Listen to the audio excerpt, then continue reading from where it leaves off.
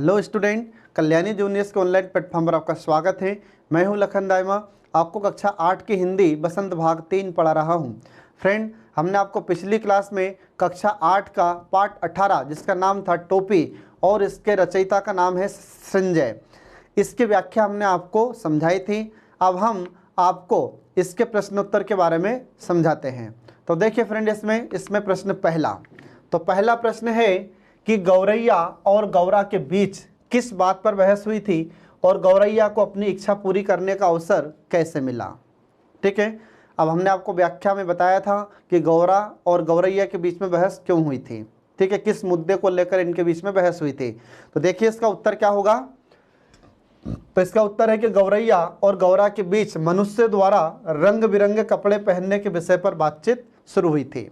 ठीक है, तो गौरा और गौरैया के बीच में जो मनुष्य रंग बिरंगे कपड़े पहनते हैं, इस विषय को लेकर, इस मुद्दे को लेकर दोनों के बीच में बातचीत शुरू होती है। ठीक है, अब इसके बाद देखिए, एक और जहां गौरैया का कहना था कि कपड़े पहनकर मनुष्य खूबसूरत लगता है तथा मौसम की मार से बचता है। आ रहा समझ में, गौरैया क्या कहती है। तो गौरैया कहती है कि मनुष्य जो बहुत अच्छे अच्छे कपड़े पहनता है और बहुत अच्छे कपड़े पहनकर वह खूबसूरत लगता है और मौसम की मार से बचता है। तो फिर गौरा क्या कहता है इस गौरैया की बात को सुनकर। तो गौरा का कहना था कि कपड़े पहनने से मनुष्य की खूबसूरती ढक जाती है और मौसम में आए बदलाव को सहन करने की शक्ति या क्षमता खत्म हो जाती है। आ रहा समझ में, ये कहा था किसने, गौरा ने। किससे, गौरैया से। फिर आगे देखिए, अंत में गौरैया के टोपी पहनने की बात गौरा मान जाता है। जब इनके बीच में ऐसी बातचीत हुई तो अंत में गौरा ने कहा कि ठीक है, अब टोपी ही पहनना है तो टोपी अब पहन ले तू। आ रहा समझ में। अब इसके बाद देखिए आगे, तो गौरैया और गौरा रोज की तरह घूरे पर चुगने गए थे। तो ये कहाँ दाना खाने के लिए जाते हैं, तो ये घूरे पर चुगने के लिए जाते हैं। घूरा क्या है, तो कचरे का ढेर लगा रहता है, उसे कहा जाता है घूरा। ठीक है, तो वहां पर ये चुगने के लिए गए थे, जहां गौरैया को रुई का फाहा मिला और उसने रुई को धुनवाने के बाद कोरी से सूत कतवाया था। तो गौरैया को ये रुई का फाहा कहाँ मिलता है, तो इसे घूरे पर यह रुई का फाहा मिलता है और इस रुई के फाहों को या रुई के इस टुकड़े को गौरैया धुलवाने के लिए किसके पास चली जाती है। तो पहले धुनिया के पास धुलवाने गई, इसके बाद में उसे धुनवाने के बाद में कोरी के पास चली जाती है। तो कोरी क्या करता है, तो कोरी इससे, इस रुई से सूत बनाता है, धागे बनाता है या सूत काटता है। आ रहा समझ में।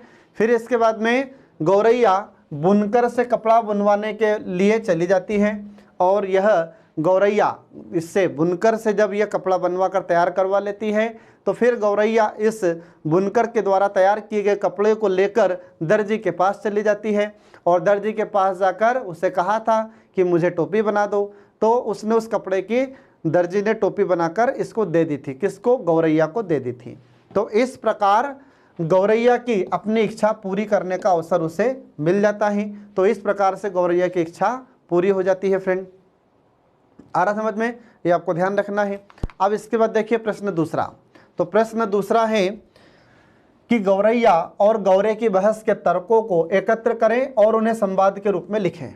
तो गौरैया और गौरा के बीच में जो संवाद हुआ था, जो बातचीत हुई थी, तो उससे संबंधित कुछ बातें यहाँ पर हमको लिखना है एकत्र करके। ठीक है, देखिए इसमें पहले कि गौरैया और गौरा की बहस संवाद के रूप में। तो एक शाम दिन भर दाना चुनने के उपरांत गौरैया और गौरा आपस में इस तरह बात कर रहे थे। तो गौरैया और गौरा एक दिन शाम को बात करते हैं। तो क्या बात करते हैं, तो देखिए, तो पहले गौरैया कहती है कि आदमी को देखते हो कि कैसे रंग बिरंगे कपड़े पहनता है, कितना फबता है उन पर यह कपड़ा। आ रहा समझ में। तो यहाँ पर एक शब्द आया है फ्रेंड, फबता। फबता का मतलब होता है अच्छा लगता है। आ रहा समझ में। तो गौरैया ने कहा किससे, गौरा से, कि तुम आदमी को देखते हो कि वह कितने अच्छे अच्छे रंग बिरंगे कपड़े पहनता है और यह कपड़े उन लोगों को, आदमियों को, इंसानों को, मनुष्यों को कितने अच्छे लगते हैं। आ रहा समझ में। फिर इसके बाद देखिए आगे क्या कहता है गौरा। तो गौरा ने कहा कि कपड़ा पहनने के बाद आदमी की कुदरती खूबसूरत समाप्त हो जाती है या ढक जाती है। तो गौरा ने कहा कि जब आदमी कपड़ा पहनता है तो इसको जो प्राकृतिक रूप से खूबसूरती मिली हुई है यह खूबसूरती उसकी ढक जाती है। आ रहा समझ में? फिर इसके बाद अब तू ही सोच कि अभी तो तेरी सुघड़ काया, सुघड़ का मतलब होता है सुंदर।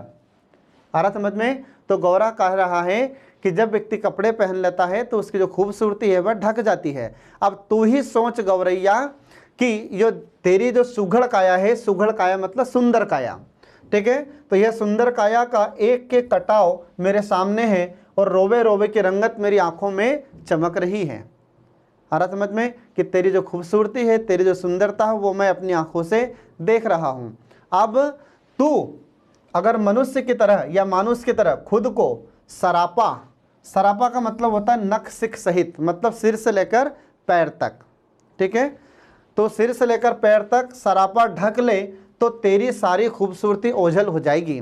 अब गौरैया अगर तू यह कपड़े पहनना चाहती है तो सिर से लेकर पैर तक तू जब ये कपड़े पहनेगी तो तेरी जो खूबसूरती है यह ओझल हो जाएगी।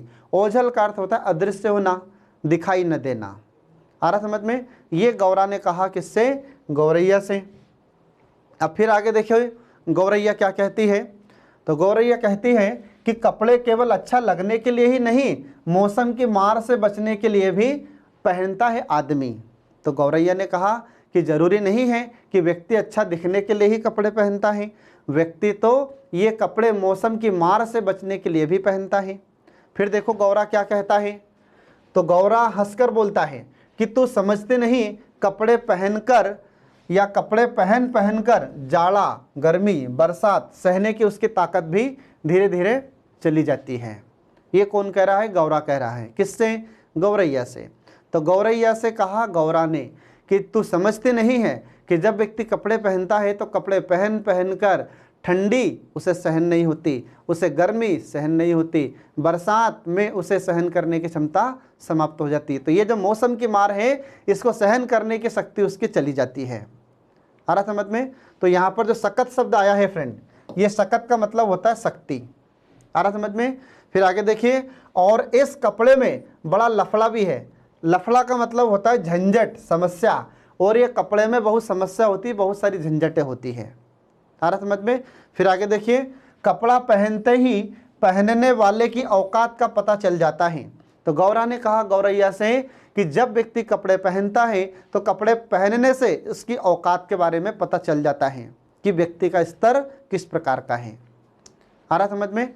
इसके बाद देखिए फिर आदमी आदमी की हैसियत में भेद पैदा हो जाता है। जब व्यक्ति कपड़े पहनता है तो आदमी आदमी की हैसियत में भी भेदभाव होने लगता है। अगर कोई व्यक्ति अच्छा कपड़ा पहनेगा तो उसे ज़्यादा सम्मान मिलेगा, कोई व्यक्ति अगर अच्छे कपड़े नहीं पहनेगा तो उसको कम सम्मान मिलेगा। आ रहा समझ में? ये कह रहा है गौरा। किससे? गौरैया से। इसके बाद देखिए फिर गौरैया क्या कहती है। तो गौरैया कहती है कि फिर भी आदमी कपड़ा पहनने से बाज नहीं आता और नित नए नए लिबास सिलवाता रहता है। गौरैया ने कहा कि जब इतना कपड़ा पहनने से भेदभाव होता है तो फिर भी आदमी कपड़े पहनना बंद क्यों नहीं करता है। आ रहा समझ में? लगातार, नित्य का मतलब होता है लगातार या निरंतर, तो फिर भी व्यक्ति निरंतर नए नए लिबास, लिबास का मतलब ही होता है वस्त्र, ठीक है, सिलवाता रहता है और पहनता रहता है। आ रहा समझ में? ये गौरैया ने कहा किससे? गौरा से। अब देखो गौरा क्या कहता है फिर। तो गौरा ने कहा कि यह निरा पोंगापन है। आ रहा समझ में? गौरा ने कहा कि ये तो पूरा का पूरा मूर्खतापूर्ण व्यवहार है व्यक्ति का।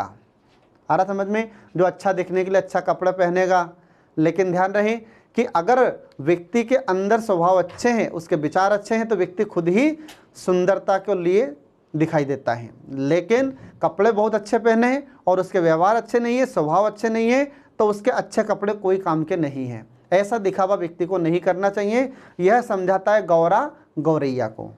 आ रहा समझ में? फिर आगे देखिए, तो आदमी तो लिबास से फकत है। आ रहा समझ में? लिबास मतलब होता है वस्त्र और फकत मतलब होता है केवल, ठीक है। तो आदमी तो लिबास से केवल लाज ही नहीं ढकता, बल्कि हाथ पैर जो चलने फिरने के काम करने वाले के वास्ते हैं उन्हें भी दास्ताने और मोजे से ढक लेता है। तो गौरा कहता है किससे? गौरैया से, कि आदमी जो कपड़े पहनता है, तो आदमी जो कपड़े पहनता है, वस्त्र पहनता है, इससे लाज ही नहीं ढकता, बल्कि और क्या क्या ढकता है? तो बोले कि उसके जो हाथ पैर हैं इनको भी ढक लेता है। हाथ पैर उसके चलने फिरने, हाथ जैसे हाथ काम करने के लिए होते हैं, पैर चलने के लिए होते हैं, आ रहा समझ में, तो इनको भी यह किससे ढक लेता है। तो गौरा कहता है कि हाथ को तो दस्ताने से, ग्लव्स से ढक लेता है, और जो पैर है तो पैर को मोजे से ढक लेता है। आ रहा समझ में। और फिर जो सिर पर लटे हैं उन्हें भी टोपी से ढक लेता है, और अपन तो नंगे ही भले हैं। आ रहा समझ में। तो मनुष्य क्या करता है, तो दिखावा करता है। ऐसा कह रहा है कौन, गौरा। किससे कह रहा है, गौरैया से कह रहा है। तो मनुष्य जो दिखावा करता है यह उसका पूर्ण रूप से मूर्खतापूर्ण व्यवहार है। ऐसे व्यवहार इंसान को नहीं करना चाहिए। आ रहा समझ में। ये समझाया गौरा ने, किसको, गौरैया को। आ रहा समझ फ्रेंड। तो यह बातें आपको ध्यान रखना है। बहुत ही अच्छा पाठ है ये, और बहुत अच्छे इसके उत्तर हैं, बहुत अच्छा संवाद इनके दोनों के बीच में हो रहा है। ठीक है। इसके बाद देखिए फिर गौरैया क्या कहती है। तो गौरैया कहती है कि उनके सिर पर टोपी कितनी अच्छी लगती है, मेरा मन भी टोपी पहनने को करता है। गौरैया ने कहा कि चलो ठीक है भाई, कपड़े नहीं पहनने दे रहे हो तो कोई बात नहीं, लेकिन टोपी तो पहनने दो। जो इंसान होता है, मनुष्य होता है, उसके सिर पर टोपी कितनी अच्छी लगती है, और मैं भी टोपी पहनना चाहती हूँ। ये कहा किसने, गौरैया ने। किससे कहा, गौरा से। अब देखो गौरा क्या कहता है। तो गौरा कहता है कि टोपी तू पाएगी कहाँ से। आ रहा समझ में। गौरा बोल रहा है गौरैया से कि तू टोपी लाएगी कहाँ से। आ रहा समझ में। फिर गौरा बोला कि टोपी तो आदमियों का राजा पहनता है। गौरा ने कहा कि भाई ये टोपी तू पहनने की बोल रही है, ये टोपी तो राजा पहनता है। आ रहा समझ में। और हम तो पक्षी हैं, तो हम कैसे इसको पहन सकते हैं, और तू पहनेगी कहाँ इस टोपी को। आ रहा समझ में। तो फिर आगे देखिए कि तू जानती है कि एक टोपी के लिए कितनों का टाट उलट जाता है। आ रहा समझ में। इसने कहा गौरा ने कि एक टोपी के लिए व्यक्ति का कितना टाट उलट जाता है, मतलब उसको कितना पैसा खर्च करना पड़ता है।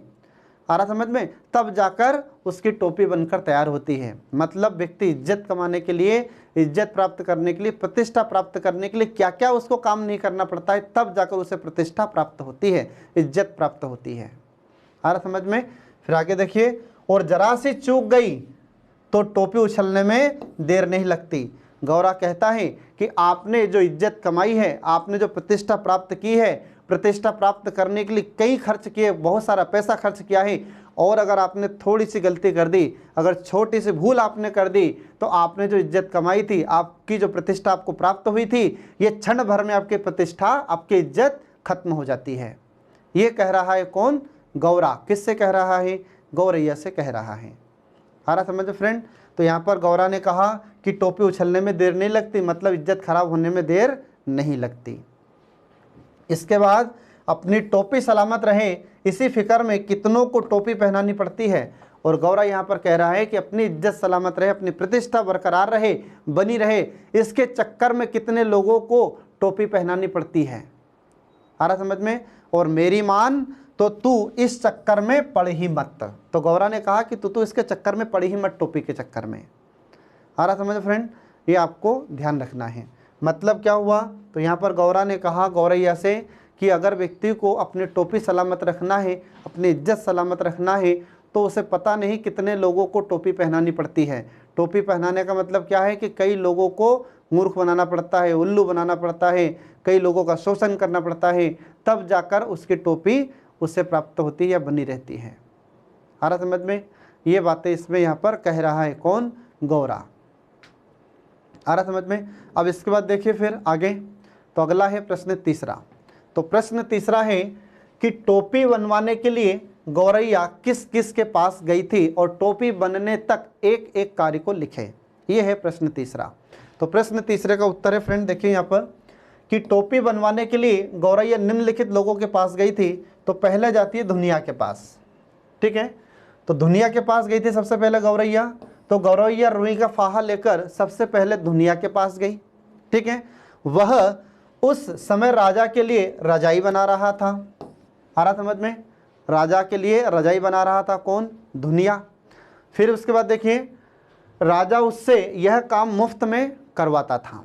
अब जो राजा के लिए यह दुनिया रजाई बनाता था, ठीक है, तो यह राजा बिल्कुल इन सभी लोगों से फ्री में काम करवाता था, मुफ्त में काम करवाता था, इनकी मेहनत का कोई पैसा उसे नहीं देता था। आ रहा समझ में। तो राजा इन सभी लोगों से फ्री में काम करवाता था। तो आगे देखिए फिर, पहले तो उसने गौरैया को उसके द्वारा लाई गई रुई को धुनने से मना कर दिया। पहले तो दुनिया ने कहा कि नहीं नहीं, मैं आपकी रुई को नहीं धुनूंगा। क्यों? क्योंकि तुम भी मुझसे फ्री में काम करवाओगी, जैसे राजा मुझसे फ्री में काम करवा रहा है।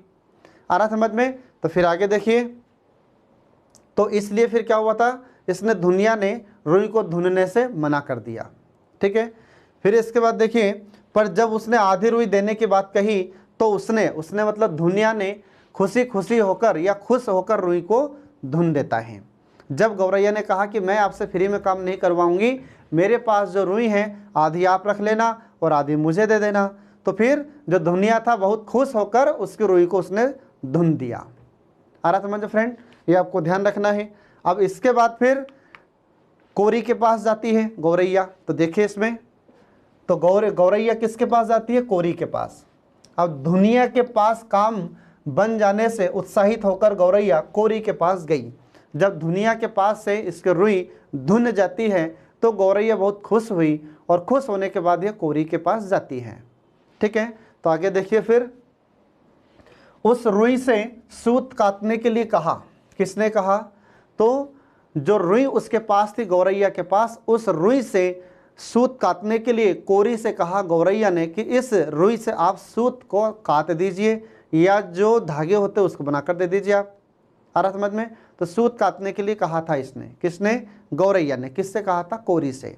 फिर क्या हुआ, तो उस समय कोरी बिना मेहनताना के लिए राजा के लिए एक अचकन का मतलब होता है एक लंबा कोट के लिए सूत काट रहा था। अब जो कोरी था, तो कोरी भी उस समय काम कर रहा था, और किसके लिए काम कर रहा था? तो राजा के लिए। तो राजा के लिए किस लिए काम कर रहा था? तो राजा के लिए अचकन एक कपड़ा होता है, एक लंबा कोट होता है, उसको बनाने के लिए यह सूत काट रहा था। तो फिर कोरी ने सोचा कि राजा मुझसे फ्री में काम करवाता है, राजा मुझसे मुफ्त में काम करवाता है, तो ऐसा शायद यह गौरैया मुझसे काम करवाएगी फ्री में। तो उसने फिर मना कर दिया कि नहीं नहीं, मैं तुम्हारा काम नहीं करूँगा, मैं तुम्हारी रुई से तुम्हें सूत काट कर नहीं दे सकता। तो फिर क्या हुआ, तो गौरैया ने उसे आधा सूत देने की बात कही, तो उसने भी रुई को सूत बनाकर दे दिया। जब गौरैया ने कहा कि मैं भी आपसे फ्री में काम नहीं करवाऊंगी, मैं आपसे मुफ्त में काम नहीं करवाएंगी, मेरे पास जो रुई है उसका आधा हिस्सा आप रख लेना और आधा हिस्सा मुझे दे देना, तो कोरी भी खुश हो जाता है और खुश होकर उसको सूत काट कर दे देता है। आ रहा समझ में। ये आपको ध्यान रखना है फ्रेंड। इसके बाद फिर आगे देखिए, इसमें गौरैया किसके पास जाती है? तो गौरैया जाती है बुनकर के पास। ठीक है। तो आगे देखिए, इसमें बुनकर किसे कहते हैं? तो जो कपड़ा बुनने का कार्य करता है उसे कहते हैं बुनकर। ठीक है। अब सूत लेकर गौरैया बुनकर के पास गई। ठीक है। और बुनकर उस समय राजा के लिए एक बागा बना रहा था। बागा का मतलब होता है पुराना लंबा पहनावा, जिसको कहते हैं बागा। तो यह बुनकर भी राजा के लिए एक बागा बना रहा था, और उसी समय गौरैया इस बुनकर के पास पहुंचती है और बुनकर से कहा कि भैया आप मेरे लिए कपड़ा बना कर दे दो। तो इसने भी देखा कि यार गौरैया मुझसे फ्री में काम करवाने के लिए आ गई, क्योंकि राजा जैसे फ्री में काम करवाता है तो हो सकता है यह गौरैया भी मुझसे फ्री में काम करवाएगी, फ्री में कपड़ा बनवाएगी। तो बुनकर ने भी उसको मना कर दिया कि नहीं नहीं, मैं तुम्हारा काम नहीं कर सकता। तो फिर गौरैया ने उसे कहा कि एक काम करो, आधा कपड़ा तुम ले लेना और आधा कपड़ा मुझे दे देना। तो गौरैया ने कहा कि आप जो इस सूत के, इस धागे के या इस जो कटा हुआ सूत है, आप इससे जो मुझे कपड़ा बना कर देंगे, एक काम करो, आधा कपड़ा तुम रख लेना और आधा कपड़ा मुझे दे देना। तो बुनकर को लगा कि ये तो बहुत अच्छी बात है। तो बुनकर ने क्या करा, फिर तुरंत उस महीन सूत से कपड़ा बनाकर गौरैया को दे दिया और गौरैया ने आधा कपड़ा बुनकर को दे दिया। आ रहा समझ में। और इसने बहुत खुशी खुशी कपड़े बनाकर दे दिया, किसने? बुनकर ने। ठीक है। अब इसके बाद देखिए आगे, अब आगे गौरैया किसके पास जाती है? तो अब गौरैया जाती है दर्जी के पास। ठीक है। दर्जी का मतलब जानते हैं आप, टेलर जिसको अपन इंग्लिश में कहते हैं, और जो कपड़ा सिलने का कार्य करता है। ठीक है। अब बुनकर से बुनवाया कपड़ा लेकर गौरैया दर्जी के पास टोपी सिलवाने गई। अब गौरैया के पास जो कपड़ा था, उसने बुनकर से जो कपड़ा बुनवाया था, इस कपड़े को लेकर गौरैया दर्जी के पास जाती है। ठीक है। अब इसके बाद देखो, तो किस लिए गई थी गौरैया? तो उसके पास टोपी सिलवाने के लिए गई। और दर्जी राजा की 7वीं रानी से 9 लड़कियों के बाद जो पैदा हुआ था पुत्र, उसके लिए झब्बे बना रहा था। झब्बे का मतलब होता है बच्चों के कपड़े, तो बच्चे के जो कपड़े होते हैं उसी को कहा जाता है झब्बा या झब्बे। ठीक है, तो यह दर्जी किसके लिए कपड़े बना रहा था? तो यह दर्जी जो राजा था, राजा की 7 रानियां थी, तो जो 7वीं रानी थी उससे, ठीक है, एक लड़का जन्म लेता है जिसका 10वां नंबर था। आ रहा समझ में? और इससे पहले 9 लड़कियां हो चुकी थी, तो 9 लड़कियों के बाद में 10वां पुत्र या 10वीं संतान बेटा हुआ था राजा के यहाँ। ठीक है, तो इस राजा के 10वीं संतान के लिए यह दर्जी क्या बना रहा था? झब्बे बना रहा था, कपड़े बना रहा था।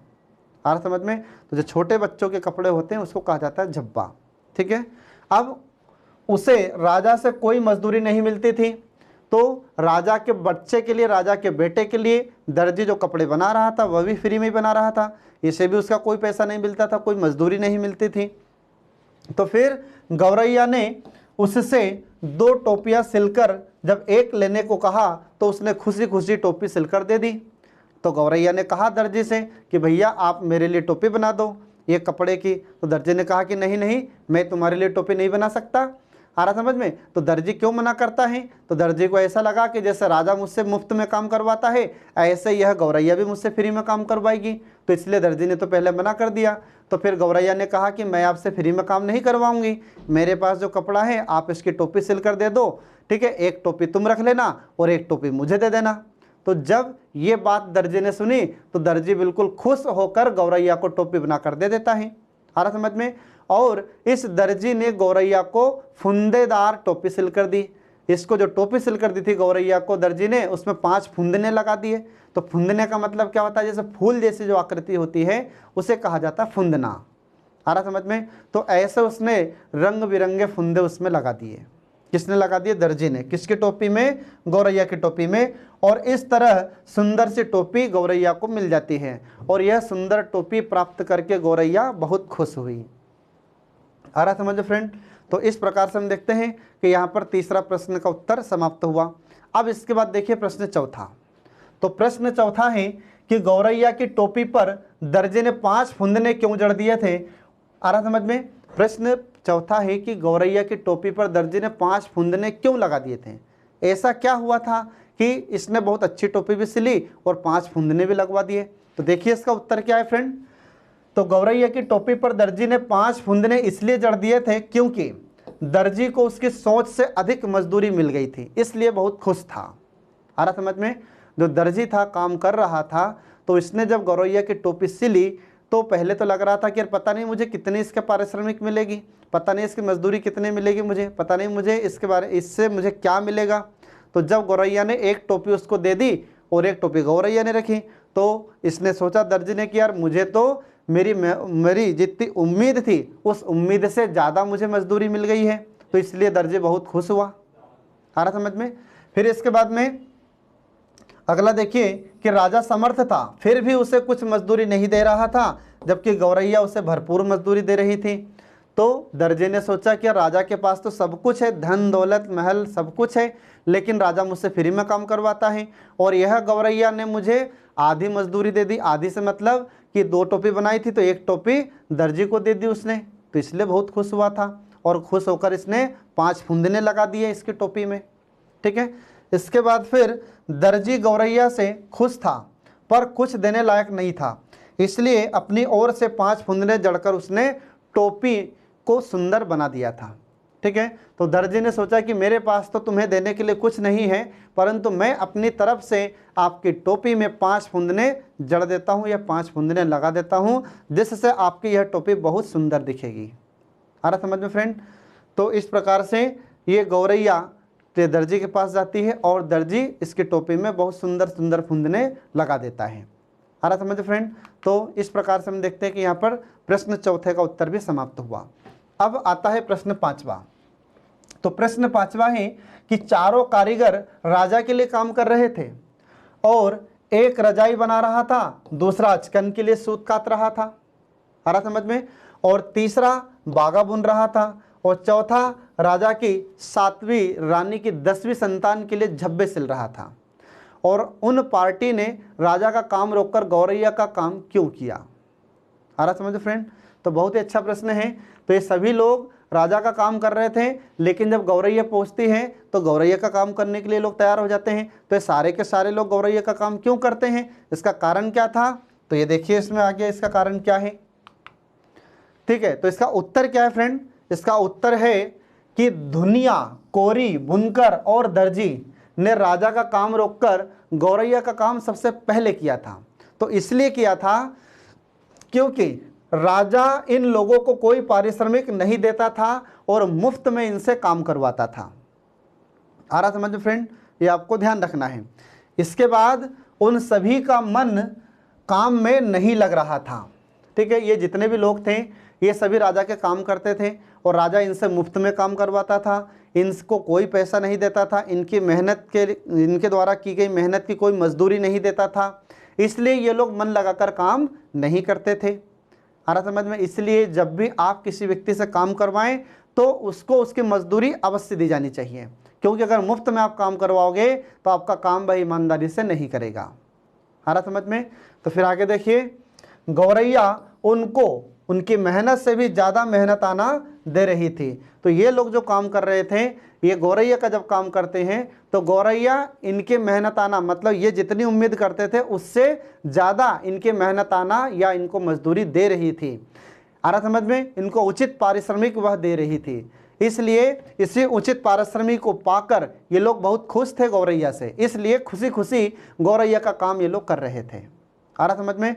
तो इसी प्रकार हम देखते हैं कि अगर किसी व्यक्ति को काम करने के बदले अच्छा पारिश्रमिक मिले, आ रहा समझ में, अच्छी सैलरी मिले, अच्छा वेतन मिले, तो वह काम करने के लिए तैयार क्यों नहीं होगा। आ रहा समझ फ्रेंड। तो यह पाठ इस प्रकार यहाँ पर समाप्त हो जाता है और इस पाठ से आपको बहुत अच्छी प्रेरणा मिलती है। तो अपने जीवन में आप किसी से भी काम करवाएं तो उस व्यक्ति को उसकी मेहनत अवश्य दें, उसका मेहनताना, उसकी मजदूरी, उसका पारिश्रमिक उसे अवश्य दें। ठीक है फ्रेंड।